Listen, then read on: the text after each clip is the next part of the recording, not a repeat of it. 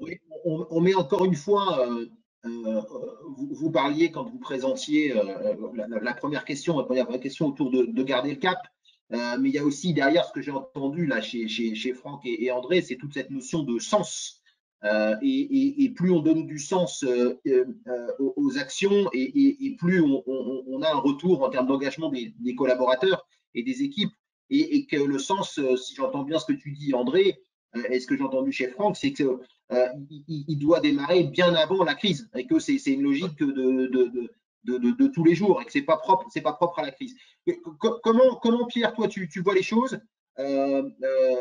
Encore une fois, et c'était pas prévu forcément au départ quand on a fait le choix de ce thème, il y a encore des sujets qui ont tourné autour de la digitalisation.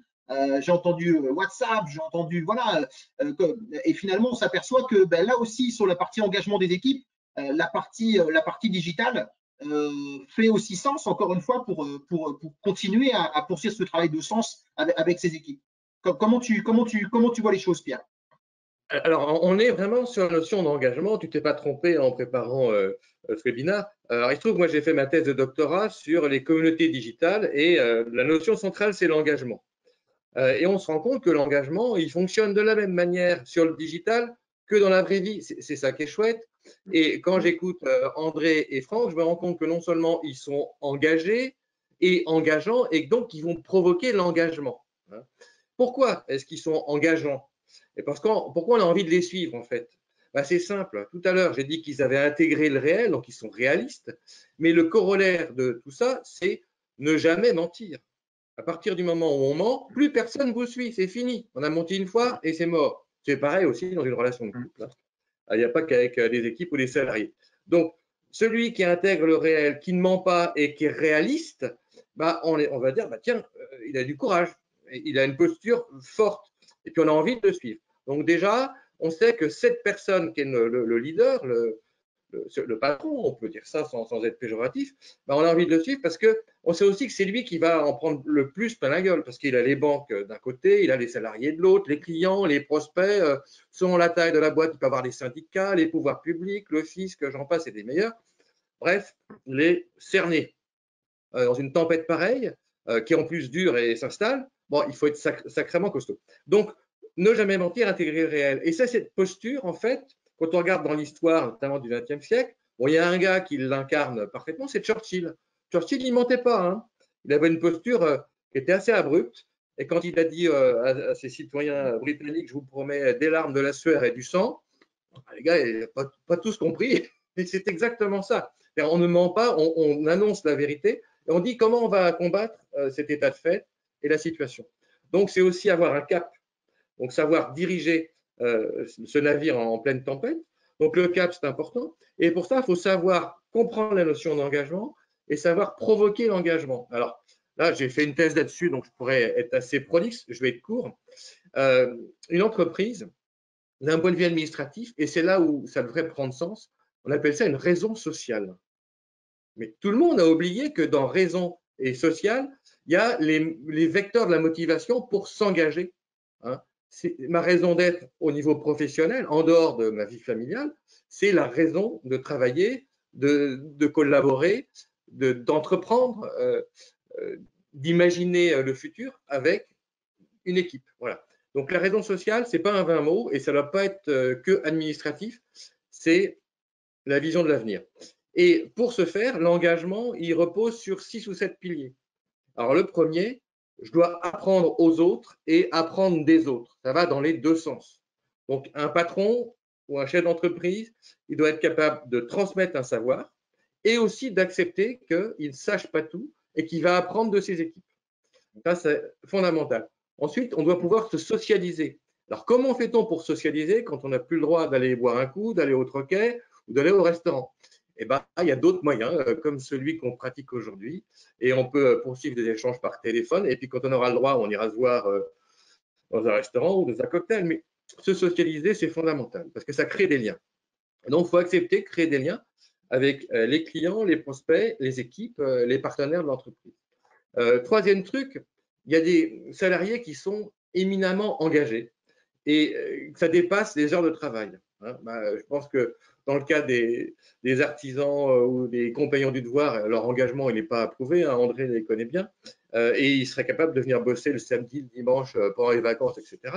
Cet engagement-là, ça fait que vous avez des salariés ou des équipes qui sont aussi des ambassadeurs de l'entreprise. Et il faut leur donner la parole, il faut les mettre en avant et les valoriser. Alors, il y a un truc tout simple que tout le monde connaît chez McDonald's, hein, c'est la petite photo avec l'employé du mois. Voilà, c'est con, mais ça marche. Il y a aussi le fait de pouvoir donner du pouvoir aux salariés.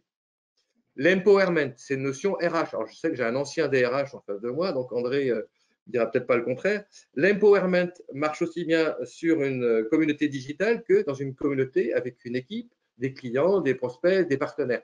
Donc, si je donne du pouvoir à mes équipes et que je les aide à avancer et que aussi je les associe à la co-construction du futur, c'est-à-dire qu'on va faire des ateliers, on va faire l'innovation participative, de l'idéation, là, ils sont tous au même niveau, pratiquement au même niveau que le DG ou le président, parce qu'ils ont tous voix au chapitre et peuvent tous participer à l'avenir. C'est absolument fondamental. Et puis, il reste un élément qui n'est pas toujours réussi, parce qu'il y a l'apprentissage de ces nouvelles technologies qui sont pas toujours rigolotes, c'est la gamification. Comment je vais rendre cette expérience ludique, facile, agréable, et faire en sorte que passer la première surprise de salariés qui peuvent se dire que le digital, c'est pas leur truc, ils y trouvent un intérêt, ils ont envie de jouer, entre guillemets, de s'investir. Alors, il y a des outils comme Klaxoon qui le permet, et puis il y a des façons aussi d'animer. Je pense que Franck l'a évoqué.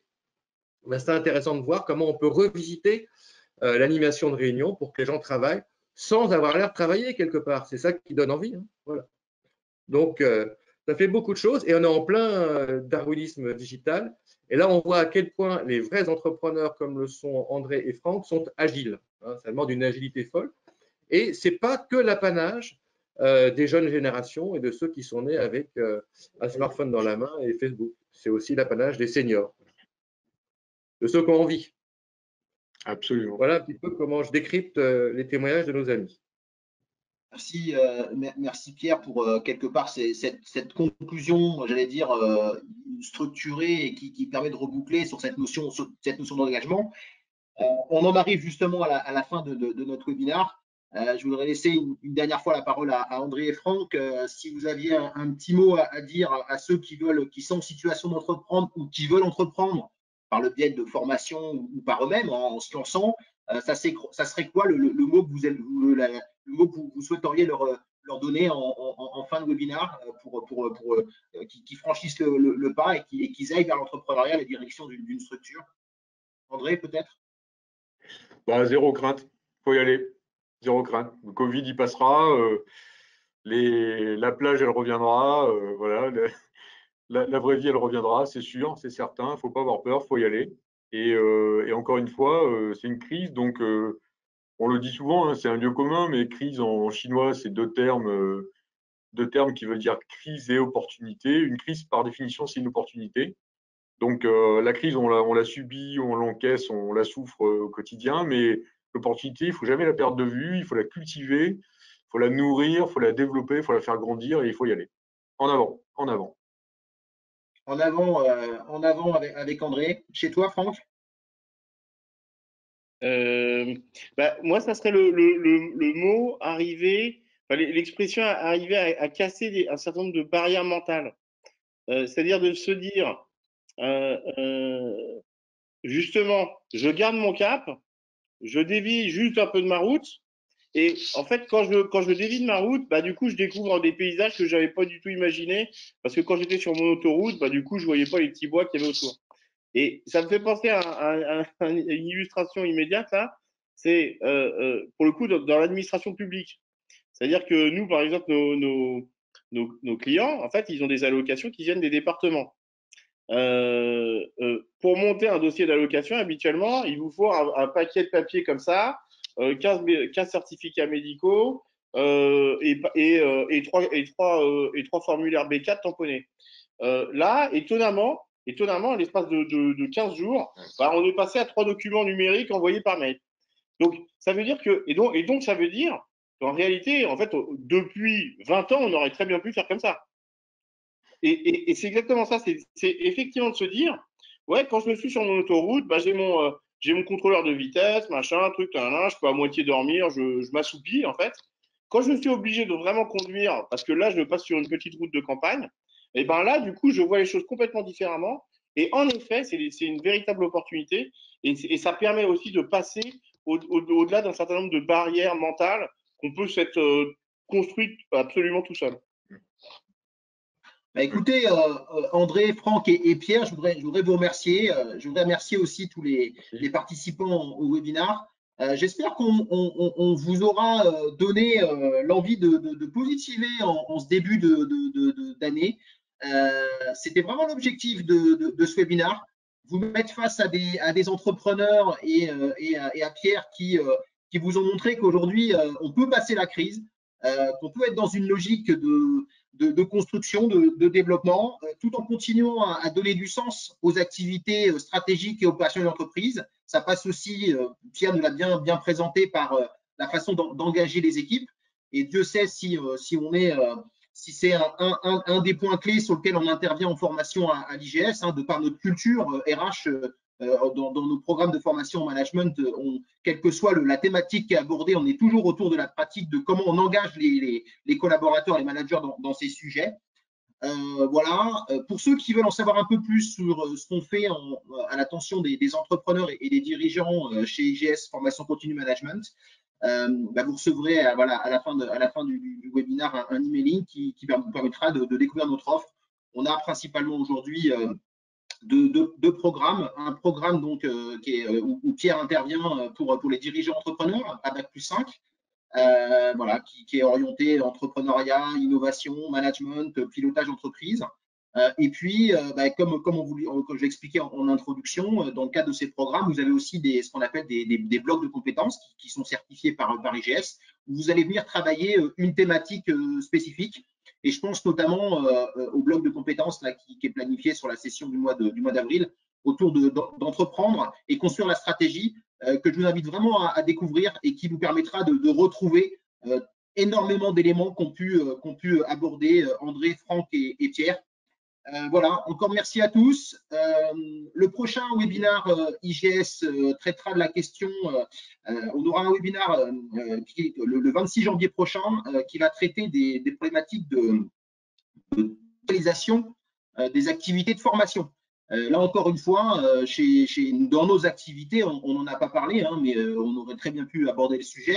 Nous aussi, on a été énormément impactés par la digitalisation des activités de formation. Et donc, on aura le plaisir d'accueillir Vincent Gaillaguet d'Engie, Michel Diaz, qui est spécialiste de l'accompagnement des structures formation pour toute la partie digitale, et puis Cynthia Head, qui est donc la directrice de la pédagogie du groupe IGS, qui viendront vous expliquer comment le digital, comment la crise a révolutionné et change profondément les façons d'aborder la formation. Voilà. Donc prochain webinaire le 26 janvier prochain, et nous on se retrouve pour la partie management le 11 février. Où cette fois-ci, on traitera la question du manager opérationnel couteau suisse, le côté très polyvalent de ce manager de proximité dans son quotidien, qu'on adore accompagner en formation continue. Voilà, donc encore merci à tout le monde. Merci Pierre, merci Franck, merci André, et à très vite pour de nouvelles aventures avec le groupe IGS Formation Continue. Merci à tous, une bonne journée, un excellent appétit et effectivement encore une bonne année à tout le monde.